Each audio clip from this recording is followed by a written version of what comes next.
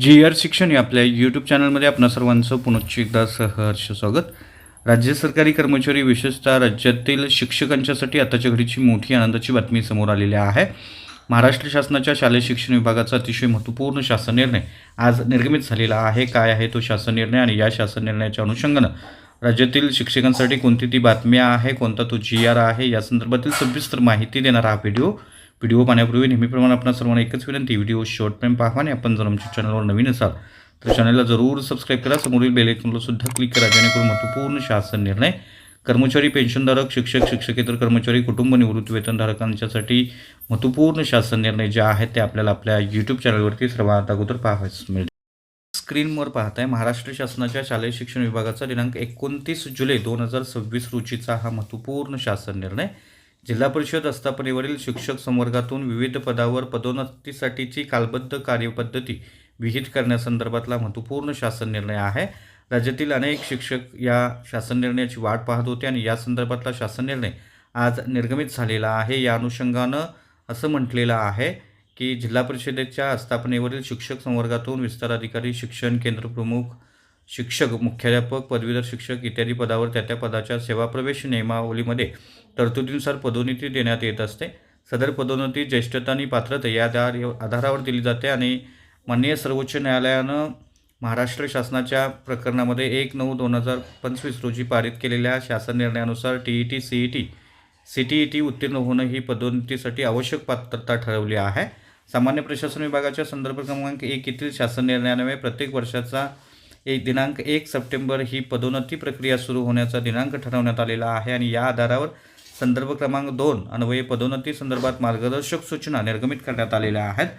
यानुसार माननीय उच्च न्यायालयाच्या नागपूर खंडपीठामध्ये 14/5/2026 अन्वये आव्हान देण्यात आलेलं होतं आणि या प्रकरणांचा न्यायनिर्णय 10/7/2026 रोजी पारित झाला असून तेव्हाद्वारे संदर्भ क्रमांक 2 येथील 14/5/2026 रोजीचं पत्र रद्दबातल ठरवण्यात आलेलं आहे. त्याचप्रमाणे संपूर्ण राज्यात पदोन्नती प्रक्रियेत एकसूत्रता आणावी जेणेकरून विद्यार्थी हित व शिक्षकांना दिलासा मिळेल या दृष्टीनं कार्यवाही करण्यासंदर्भात शासनास निर्देश देण्यात आलेले आहेत आणि सदर निर्देशाची अंमलबजावणी करण्याबाबतचा प्रस्ताव शासनाच्या विचाराधीन होते आणि या अनुषंगानं 14/5/2026 रोजीचं पत्र आणि 14/7/2026 रोजीपासूनचे रद्दबातल आदेश जे आहेत ते रद्दबातल ठरवण्यात येत आहेत. जे शिक्षक TET, CTET उत्तीर्ण असणे या अर्हतेबरोबरच सेवाप्रवेश नियमानुसार आवश्यक असणारा अनुभव व अन्य अर्हता धारण करीत आहेत त्यांचा समावेश पदोन्नतीसाठीच्या विचारक्षेत्रात करण्यात यावा.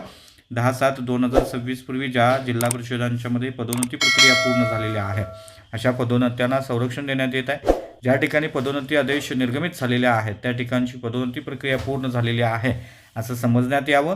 पदोन्नती प्रक्रिया पूर्ण झाली आहे अशा पदोन्नत्यांना संरक्षण प्रदान करण्यात आलेलं असलं तरी जे शिक्षक अन्यथा पदोन्नतीसाठी पात्र ठरले असते मात्र दिनांक 14/5/2026 रोजीच्या शिक्षण संचालक प्राथमिक यांच्या पत्रामुळे अपात्र ठरले असे शिक्षक यानंतर पदोन्नत झाल्यास पदोन्नतीच्या संवर्गातील त्यांची सेवाज्येष्ठता ही निम्न संवर्गातील परस्पर ज्येष्ठतेच्या आधारे निश्चित करण्यात यावी. पदोन्नती प्रक्रियेमध्ये संपूर्ण राज्यात एकसूत्रता यावी यासाठी कार्यपद्धती निश्चित करण्यात आलेली आहे. समोर स्क्रीनवर आपण पाहताय ऑगस्ट 2026च्या पहिल्या आठवड्यात पदोन्नती समितीची बैठक घ्यावी. पदोन्नती समितीच्या बैठकीच्या दिनांकास विचारक्षेत्रातील उमेदवारांचा सेवा कालावधी TET, CTET सह अन्य अर्हता विचारात घेण्यात यावी. पात्र उमेदवारांची पदोन्नतीसाठी शिफारस करण्यात यावी आणि संपूर्ण पदोन्नती प्रक्रिया लवकरात लवकर व कोणत्याही परिस्थितीत 31/8/2026 पर्यंत पूर्ण करण्यात यावी. उमेदवारांचे नियुक्ती आदेश निर्गमित झाल्यानंतरच पदोन्नती प्रक्रिया पूर्ण झाली आहे असं समजण्यात येईल. अशा पद्धतीनं पुढील वर्षापासून करावयाच्या पदोन्नती संदर्भातले कार्यवाही जी आहे ती सुद्धा याच्यामध्ये देण्यात आलेली आहे. त्यामुळे निश्चितच या कार्यवाहीनुसार पुढील वर्षीची पदोन्नती जी आहे ती नियमित वेळेत होणार आहे आणि या पदोन्नतीबाबत 31/8/2026 ही डेडलाईन देण्यात आलेली आहे. त्यामुळे 31/8/2026 पर्यंतचे पदोन्नतीचे आदेश निर्गमित करण्यासंदर्भात आणि याची कार्यपद्धती पदोन्नतीची जी आहे ती ठरवण्यासंदर्भातला हा महत्त्वपूर्ण असा शासन निर्णय आज निर्गमित झालेला आहे.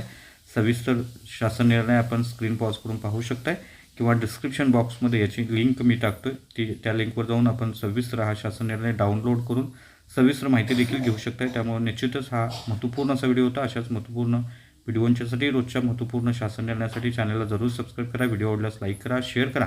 आपले काही प्रश्न असल्यास नक्की कमेंट करा. धन्यवाद.